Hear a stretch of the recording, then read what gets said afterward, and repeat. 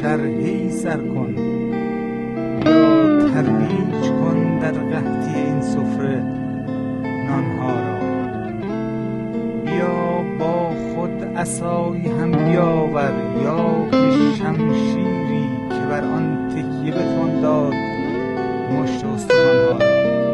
بیا بیدار کن از گورها ای کاشها و آرزوها را. بیا بیرون بکش از خاک نام این جوانها را. تو تنها آرزوی زنده در شب مرگ قرنی. بیا بشکن قربها را، بیا وا کن زبانها را.